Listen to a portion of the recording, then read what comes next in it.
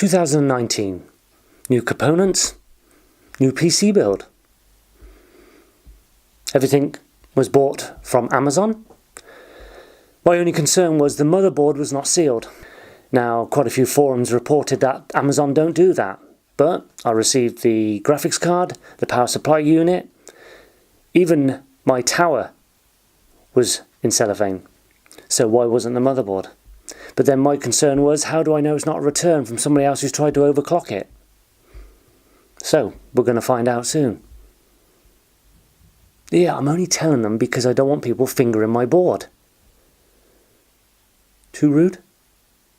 But I was only let's get on with the build.